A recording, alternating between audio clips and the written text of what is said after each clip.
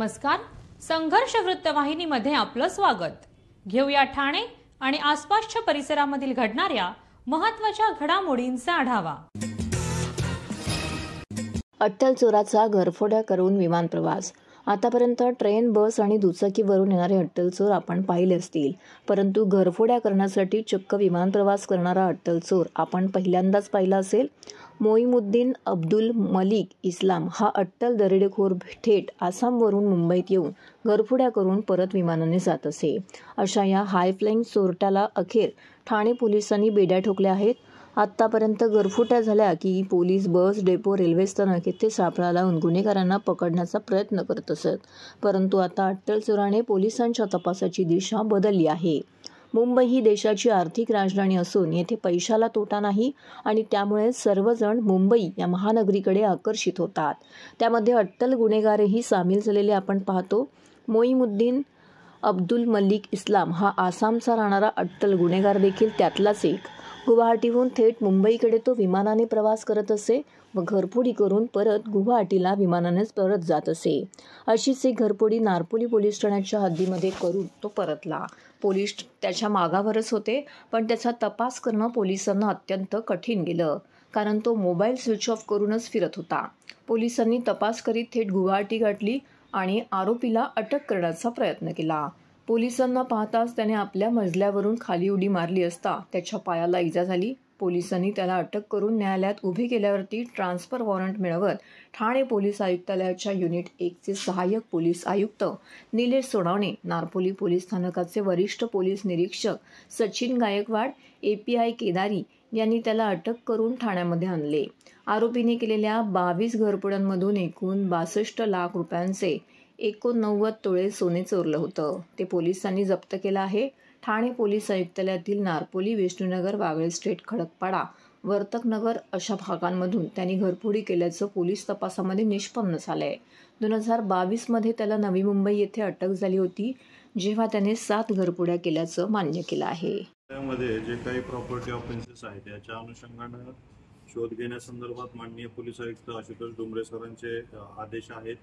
त्या अनुषंगाने तपास करत असताना गुन्हे शाखा ही वेगवेगळ्या गुन्ह्यावरती काम करत असतं। त्या अनुषंगाने युनिट 2 चे सिनियर PI सचिन गायकवाड आणि त्यांची पूर्ण टीम हे नारपोलीच्या हद्दीमध्ये बऱ्याच घरफोडी झाल्या होत्या। त्या अनुषंगाने तपास करत असताना एक त्याच्यामध्ये आरोपी हा त्याच्यामध्ये जो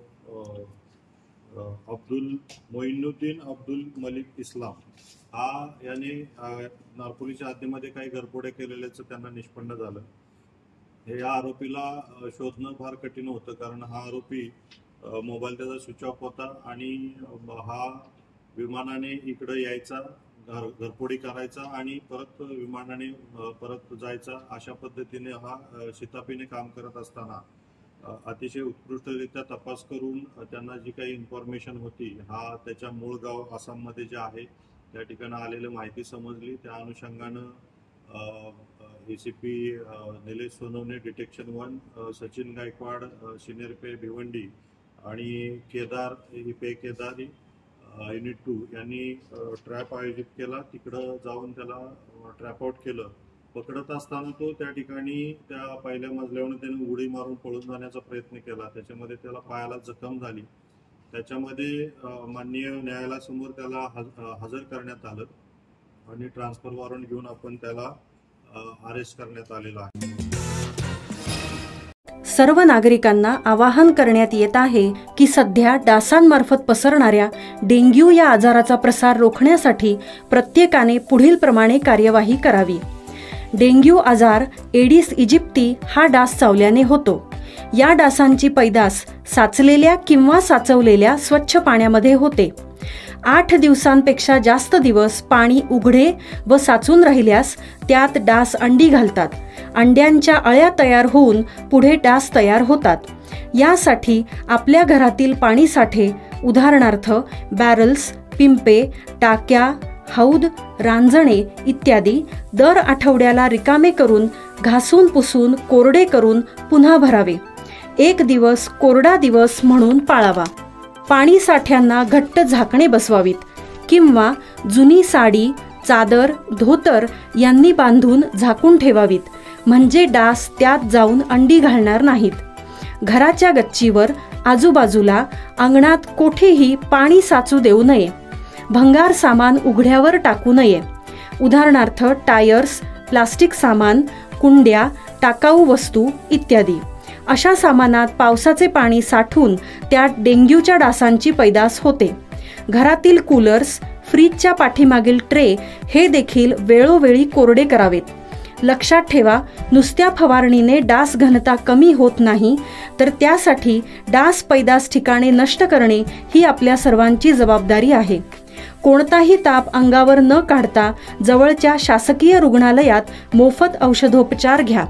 अशा प्रकारे नागरिकांनी सहकार्य केल्यास डेंग्यूचा प्रसार रोखणे सहज शक्य आहे.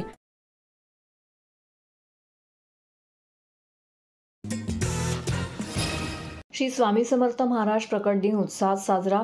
अक्कलकोट स्वामी समर्थ महाराज सेवा संस्थेच्या वतीने ठाण्यामध्ये श्री स्वामी समर्थ महाराज प्रकट दिन सोहळा मोठ्या उत्साहात साजरा करण्यात आला. यावेळी विविध कार्यक्रमांचं आयोजन करण्यात आलं होतं. श्री अक्कलकोट स्वामी समर्थ महाराज यांचा प्रकट दिन श्री अक्कलकोट स्वामी समर्थ महाराज सेवा संस्थेच्या वतीने व मंडळाचे संस्थापक अनिल बोर्डे यांच्या मार्गदर्शनाखाली ठाण्यातील पाचपाखाडी नामदेववाडी येथील साई दर्शन सोसायटीमध्ये असलेल्या स्वामी समर्थ मठात मोठ्या उत्साहात साजरा करण्यात आला. या निमित्ताने 9 ते 11 एप्रिल दरम्यान संस्थेच्या वतीने विविध कार्यक्रम आयोजित करण्यात आले आहेत. यामध्ये 9 एप्रिल रोजी सकाळी प्रधान मंडळ स्थापना, गणेश पूजन, सायंकाळी श्री स्वामी समर्थ भजन मंडळ यांचा सुस्वर भजन कार्यक्रम, तर प्रकट दिन सोहळ्यानिमित्त सकाळी भूपाळी, श्रींच्या मूर्तीवरती अभिषेक, स्वामी चरित्र वाचन, स्वामी जप, स्वामी याग, पूर्णाहुती, स्वामीदायिक हरिपाठ यांसारखे कार्यक्रम येथे पार पडले. हबप रामदास महाराज थोरात यांचे काल्याचे कीर्तन व महाप्रसाद आयोजित करण्यात आला होता. या कार्यक्रमांची ठाणेकरांनी मोठ्या संख्येने उपस्थित राहून दर्शन व महाप्रसादाचा लाभ घ्यावा असं आवाहन अनिल बोराडे यांनी केलं आहे. हा कार्यक्रम यशस्वी करण्यासाठी यावेळी मठाचे संस्थापक अनिल बोर्डे, अध्यक्षा संगीता बोर्डे, कार्याध्यक्ष सुभाष चव्हाण, सचिव प्रदीप बैकर, खजिनदार ॲडव्होकेट अनघा बोर्डे पवार, उपाध्यक्ष अपूर्वा वाघ, उपसचिव गणेश बनोटे, उपखजिनदार संतोष केंद्रे यांचं मोलाचं सहकार्य लाभलं.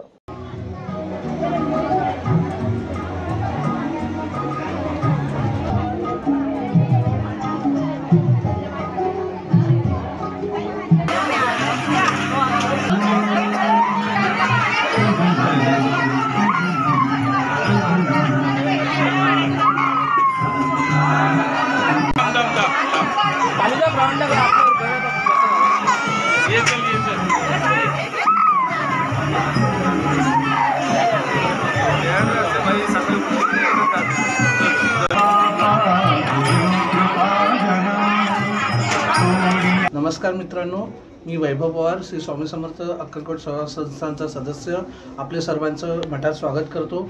हा आपला मठ नामदेववाडी पाचपाखाडी येथे आहे आणि इथे स्वामी समर्थ प्रकट दिनानिमित्त 3 दिवस आम्ही कार्यक्रमाचं आयोजन केलेलं आहे. काल इथे आम्ही स्थापना पूजाचं आयोजन केलं होतं. आज महायुद्र याग आणि कलश पूजन हेचं आयोजन केलं होतं. तसेच उद्या भंडाराचं आयोजन केले आहे. तरी आपल्या सर्वांना नम्र विनंती, आपण सर्वांनी उपस्थित राहून पूजा अर्चा आणि प्रसादाचा लाभ घ्यावा. श्री स्वामी समर्थ आपल्या सर्वांच्या सर्व इच्छा पूर्ण करो, ही स्वामीचरणी प्रार्थना. श्री स्वामी समर्थ. TJSB सौर शक्ती कर्ज, गो ग्रीन, करा वीज बिलावर बचत. आकर्षक व्याजदर, 84 महिने परतफेड कालावधी, 80% लोन, व्यावसायिक आणि उद्योजकांकरता सुद्धा. अधिक माहितीसाठी तुमच्या जवळच्या शाखेला भेट द्या किंवा संपर्क साधा. 1800-223-466 आणि 1800-266-3466.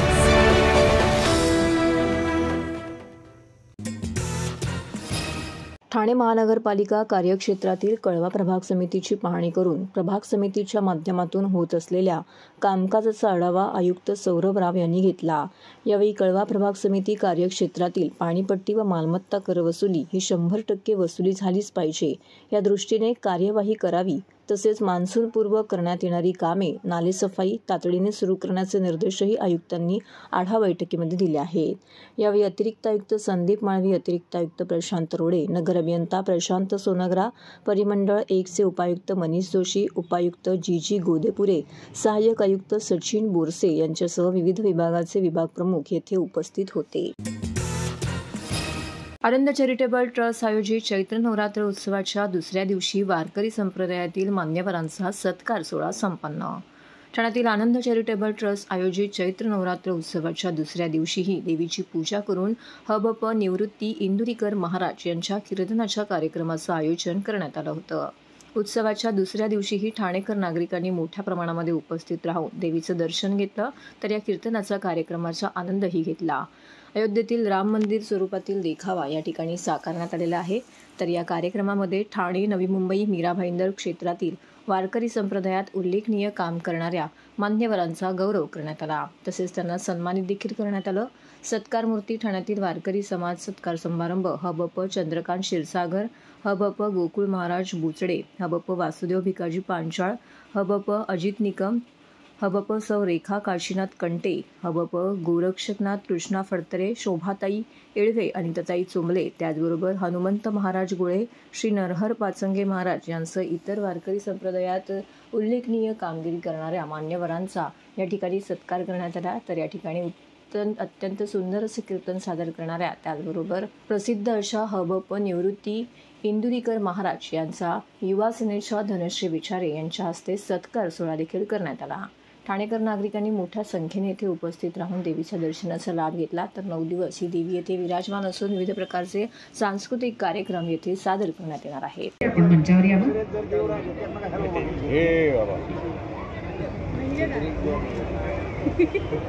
या सत्कार समारंभात सहभागी व्हावं. त्याचप्रमाणे अनेक शिष्य ते घडवत आहेत.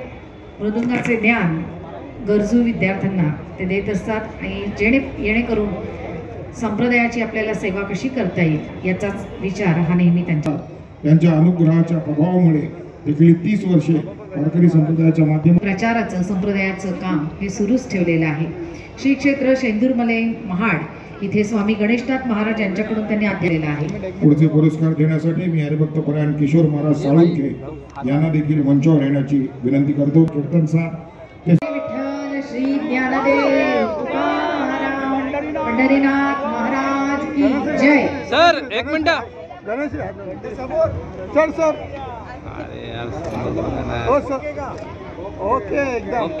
माझं नाव अजित जीवा निकम आहे.